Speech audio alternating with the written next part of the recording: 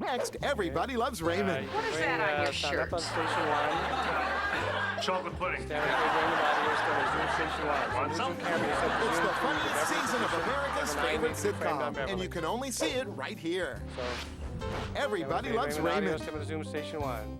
Fade Raymond audio, Zoom. Damn it.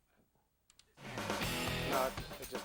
Firefighters are on the hunt for explosives right now in one Valley apartment, a task so dangerous they emptied 16 apartments. It started as a minor crash near the tracks, but tonight it's much more tragic. We're live at the scene. An entire apartment complex set on fire by an arsonist, and it gets worse.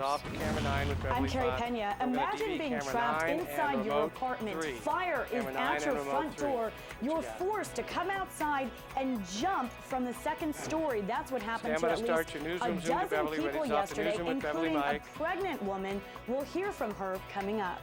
Wait until you see what this man's using to hold up this convenience store. The surveillance tape you don't want to miss tonight on The News Show. From 3TV, this is The News Show. Beverly. And we are starting tonight at the assignment desk where we are following two developing stories. First of all, a terrible train crash, also an apartment building that has been cleared out by a bomb squad tonight. We've got Courtney Zubowski live on the scene right now. What's happening right now, Courtney? Well, Beverly, police did find dynamite and chemicals inside an apartment here, and just a short time ago, they detonated what they found in a nearby field just a couple of blocks away. Listen. Station 2 sound. Got it. Open to all 3 sound. Leave the nets up. Obviously having some trouble hearing that there, but there was just a loud explosion with a cloud of smoke that we could see. There you see police and the bomb squad taking those chemicals to a nearby field. Police telling us that stuff in there extremely dangerous. That's why they were so careful when they moved it. Police now telling us that 50 people who were evacuated can go back to their apartments. It all started around 9 o'clock this morning when some relatives of a man found dead inside his apartment said that they saw cyanide and dynamite in his apartment. They called out the bomb squad, and the bomb squad spent hours in the apartment. They finally combed it and got everything out, took it over to that area in the field. That's where they blew it up, and now the next process begins. Station 1 sound. Now they're going to review some of the chemicals and explosives they found in there, as well as we're going to send a cleanup team now to go into the apartment and to make sure that is safe for people to keep going into. About 3. Again, all 50 people can go back into their apartments tonight. We are told that traffic is going to be shut down on 67th Avenue from Bethany home to Maryland for at least a few more hours. Should be back open by tomorrow morning, but for now they are going to keep it closed. But again, the 50 people back in their homes, they took care of the problem here. Now the cleanup process begins, Beverly. All right, still a long road to hoe for emergency crews tonight. Thank you very much, Courtney. And emergency crews are also on the scene in Gilbert right now after a deadly train crash. Antwan Lewis is live near Cooper and Guadalupe. Beverly, that's right. We do have a confirmed fatality, which we told you about at 9 o'clock. And let's take you to the scene to let you know what's going on right now. Gilbert Police crash team members are still taking measurements, still taking pictures as part of their investigation. And as you look at this car, we know more about the victim. She's from Orlando, Florida, and she had a birthday this past weekend. Station 2 sound. Gilbert police say 54-year-old Janet Sanders Orchard was eastbound on Guadalupe when she rear-ended another car driven by this man talking to authorities. They stopped with the cars on the railroad tracks. While they were exchanging information, the train came. Police say Orchard saw the train coming and went back to her car to move it. There's no toss and she was not successful. The train did hit the car hit the woman. She was propelled across the street. The crash hurled the victim from the point of impact to the curb just under this pole. When trains and cars collide, rarely is there a happy ending. And sadly, this ending was preventable. I'm always cautious with the tracks. I've never been one that would stop in the tracks. I stopped before the gates are, so that I don't want to get caught if a train does all of a sudden come through. The intersection of Guadalupe and Cooper will be closed for the next couple of hours. It's been that way since 6 o'clock there. Police say they will still be here for a while. Thank you very much, Antwan. Tonight, investigators are looking for a really bold arsonist, someone who set an apartment complex on fire, and these folks were just jumping for their lives, Carey. This was unbelievable yesterday, and we were out there all day at the scene. At this point, we don't know who did this or why. This was the scene yesterday at 27th Avenue and Camelback. Firefighters were suspicious from the get-go, but tonight they are confirming this was an arson fire, and it started right there. All station 2 sound. Where did it start? It started back over in this area on the first floor. From there, it extended to virtually everything else that we can see around us. Within minutes, dozens of lives were in danger. My husband was knocking on each door, and I was calling to the... He was with the fire extinguisher. I was calling 911, and I was working on the deaf guy apartment because it's a deaf and mute guy on the bottom. This woman and her husband own the complex. She ran to this apartment to try and help the man who lived inside. He is deaf and mute and had completely boarded up all of his windows. Firefighters kicked in the door to get him out. That's an intense fire that they had coming out right there against his door. Meantime, upstairs, many residents are trapped, including this woman who is 6 months pregnant. Her only way down was over the balcony. My husband lowered me down, and 2 men on the bottom held my feet. Also being rescued, several babies and small children.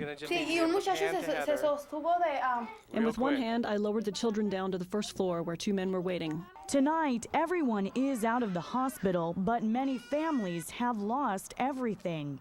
And the question remains, who would do something like this? They said they are still investigating. So you don't know if they have any suspects at this point? Get Heather out of the way. Take newsroom. They might. I don't know. And investigators are still in the process of interviewing witnesses in this arson investigation. Take the effect, my cue. Carey, thank you very much. A 4-year-old murder case is nearly closed tonight. Heather Moore's in the newsroom with a big announcement from investigators, Heather. Well, Bev, America's toughest sheriff made the announcement himself, and those remains found in Buckeye are indeed those of Donna Anthony and her daughter. All station 1 sound. 4 years after the disappearance of Donna Anthony and her children captured the attention of the entire valley, tonight, closure. DNA and dental records from 2 bodies found in barrels in Buckeye indeed matched Donna Anthony and her daughter Danielle. Testing is still underway on a 3rd body, believed to be that of Donna's 12-year-old son, Rick. The killer, Donna's husband, David Anthony, sits on death row tonight. So I hope to be around. Stand by to Superfund 1. I don't know how long it will take to see the needle go into his arm. I guarantee you I'll be at the execution. 57-year-old Anthony was given 3 death sentences. Construction workers found the barrels buried 40 miles from the Anthony's home. 9,200 square miles in this county. 9,200. We were lucky So we'll come right to out find those DV. bodies. Stand by, Beverly. Look at Needle in camera a 1. haystack. Stand by to take DV. Newsroom mic. Take DVE. And Bev, investigators say all 3 were killed in their suburban Peoria home. All right, thank you very much, Heather. The parents of a murdered teen hope tonight that someone will solve the mystery surrounding her death. Elena Laswell was just 15 when someone strangled her in her own bedroom. Her parents left her with her older brothers, but they left her alone. Neighbors say they saw a young man walk in through the back door before Elena was found dead. Tonight, her mother wants justice. All station 1 sound. Stand by. I do know there are people who are out there who do know what happened Beverly. and possibly know where he is. And I would just ask them to have some mercy. Hold on, IQ. Ready, camera 1. A year and a half later, after Elena's death, police are still looking for this young man. And tonight, 911 calls are giving us our best glimpse yet of the drama that played out in this payday loan store when a robber found himself on the other side of a gun. Scott McGee's in the newsroom with that. Scott. Well, Beverly, it was back in October that Mesa police say 2 armed suspects walked into that payday loan store with those guns drawn. Well, it was the owner of the store who started firing. Tonight, you're going to hear from the terrified employee who called for help. All station 1 sound. I think my boss killed the guy. That's how Mesa police first learned of a botched armed robbery at this payday loan store after an employee escaped to call 911. My my boss just told me to get up and run. Welcome back to camera 9. Police say the suspects entered guns drawn, but the owner shot first, killing 21-year-old Nathaniel Campbell and injuring his alleged accomplice and girlfriend, 24-year-old Taiwania Newton. And there's someone injured? I think so. I don't know. I heard his gunshots and I heard the girl crying for her boyfriend to please get up. The terrified employee called from a nearby restaurant, not even sure what had happened. I think I hit the silent alarm, but I don't know. Gotta hope my boss is okay.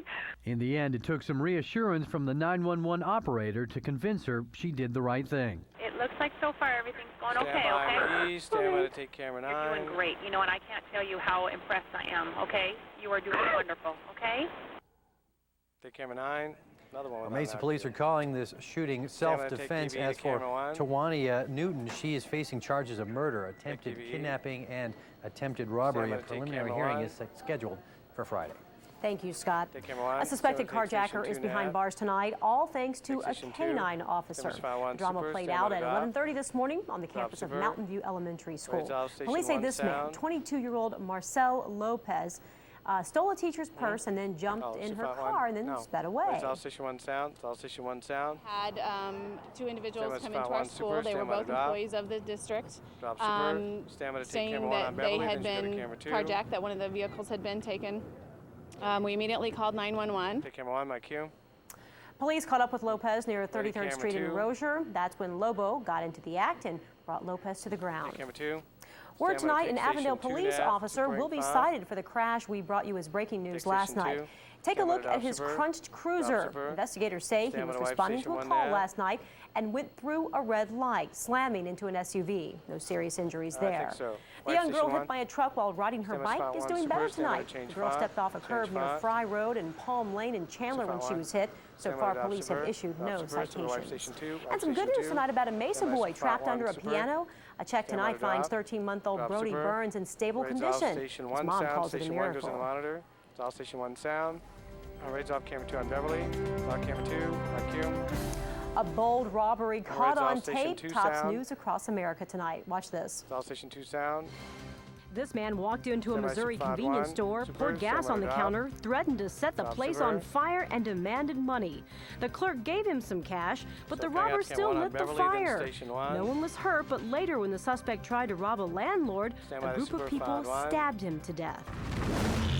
Take a look at this. A climber stuck on the side of Connecticut Rock called for help on her cell phone. She hung on for an hour before rescuers got to her. Musicians for the Christmas Spectacular at New York's Radio City Music Hall are on strike over money tonight. But the holiday show will go on, but with a recorded musical score. Some mixed feelings tonight on the visit of Prince Charles and his new wife Camilla to the U.S. This week's trip is part of a palace plan to win acceptance for Camilla. President Bush and First Lady Laura played host today as the royals have a long list of activities planned. Camilla has a tough act to follow, as some say America was smitten with Princess Diana. And a tribute tonight for an American hero. Station 2 sound. The world will be better for this. Thousands turned out to say goodbye to civil rights legend Rosa Parks in Detroit. Among them, Reverend Jesse Jackson, former President Bill Clinton, and Aretha Franklin. And here in the Valley, a rolling tribute. The Red Line was renamed for the day in memory of the woman who bravely refused to give up her seat on a bus nearly 50 years ago. Still ahead on the news show. These grapes are a winemaker's dream. Find out why they could make 2005 a year to celebrate and toast. Going to see some clouds, some breezes, and some cooler weather over the next couple of days. We'll get you an updated forecast. Man's best friend really proves it tonight. Her name is Honey, and what she did for her owner is pretty sweet. Fade to black. Roll the brake.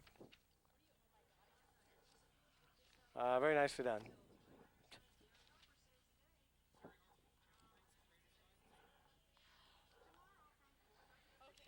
Station 2. Beverly goes to the Chroma Key Still Store. B goes 1048. B 1048.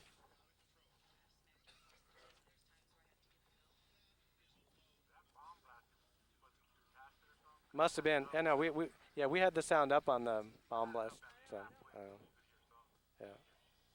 Yeah, all we were hearing were the sirens going off.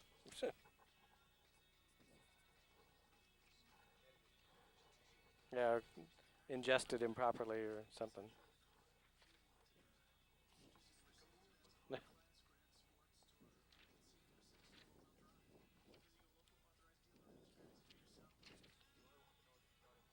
Yes. Yeah, no. So camera 4 is at the chroma key. Your double box will be camera 1 to the chroma key for later use.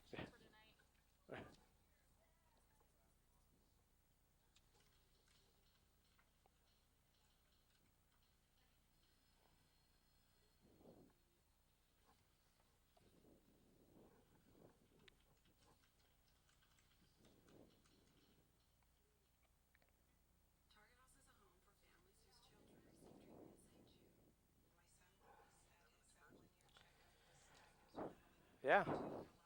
We have station 2 sound, then we go to chroma key, camera 4 over side B. Could you put a Beverly font in for B4? Oh, this is camera 2 shot.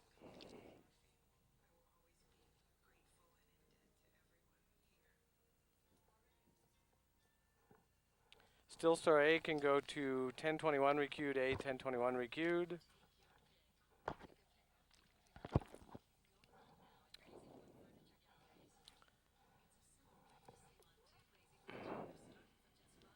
$15 seconds.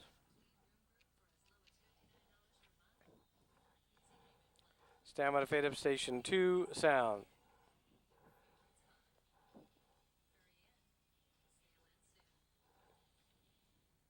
Fade up station 2 sound. Raise off to effects camera 4 on Beverly. Can we get a Beverly font in? Dissolve by Q. Making consumer news tonight, a cheaper, better wine, a costlier stamp, and the brakes are hit at a Valley airport. Station 1 sound. Commercial flights won't be taking off from the Scottsdale airport. The city council rejected the idea after neighbors said, no way. The U.S. Postal Service is trying to get its 2 cents worth in. If approved, you'll pay 39 cents for a stamp come January.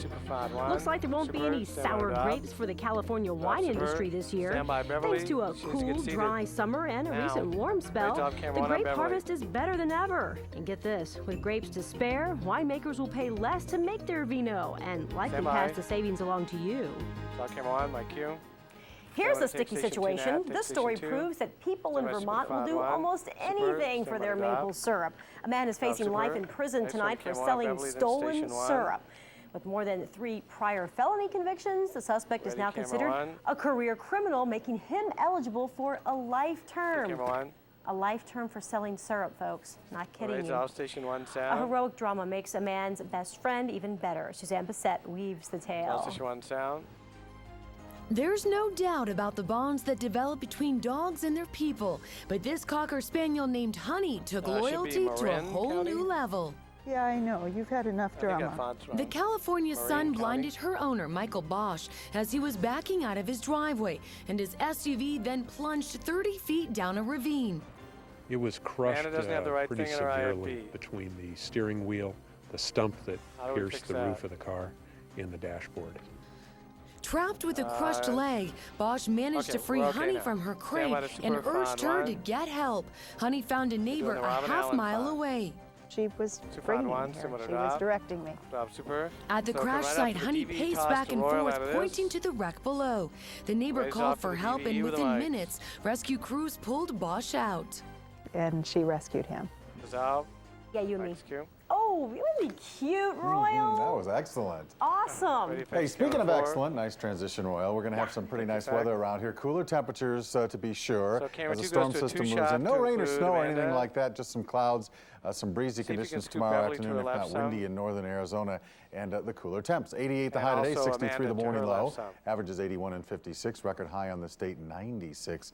A year ago, unbelievable, high of only 70 degrees. 48 was the morning low 1 year ago. 72 at the airport, 33 is the dew point. Barometric pressure is rising and the air is calm. Checking out some current temperatures around the valley. No report from Goodyear, but Glendale is at 72, Deer Valley 69, Scottsdale 67, Mesa 75, Queen Creek 64, and Chandler is reporting 66 degrees this hour. High temps around the state today. Coolidge, one of the warmer spots at 92 degrees, 88 at Yuma, 86 at Lake Havasu, 71 at Payson, 72 at Prescott, and 66 the high at the south rim of the Grand Canyon. Now, some current temps, South Rim and Flagstaff at 50, 57 at Prescott this hour, Safford's at 59.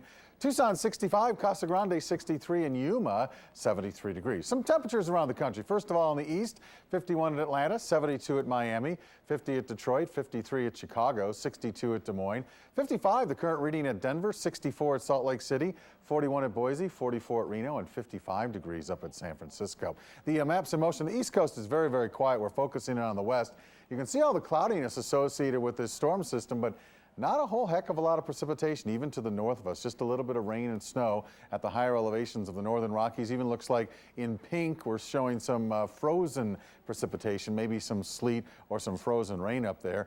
Tail end of this cold front is what's going to roll through Arizona tomorrow. In fact, the leading edge of the frontal cloud band, if you will, is just beginning to make its way into the state. Big trough of low pressure that's located out in the Pacific, and we'll be under the influence of that for the next couple, 3 days as the trough of low pressure actually shifts to the north of us. Really isn't going to shift on top of us. That might have brought us a chance for some rain, but it'll be close enough. The proximity of the trough to the north of us will import some of that cooler air, and Friday should be the coolest day around the state this week, and then things will gradually start warming up for the weekend as this ridge of high pressure begins to shift on in.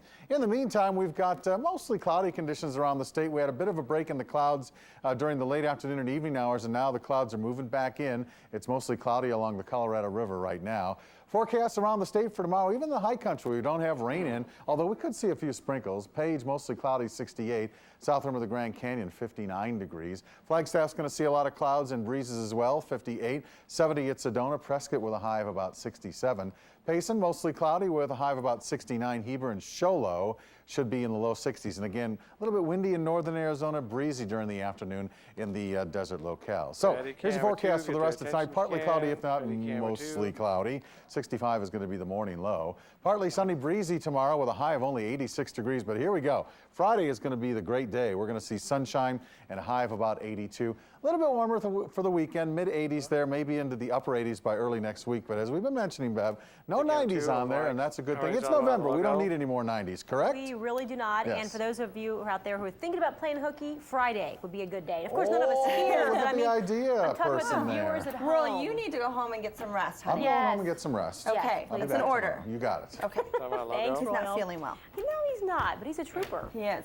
You know, because the forecast is important, and he's, you know, gotta give us the goods. He's laughing over there. You know that. Good night. Good night, Royal. How you doing? Good. Well, we're talking a little sports. We're talking about basketball, but former Wildcat Teddy Bruschi is in the news. Break out the Brewskis for Teddy Bruschi.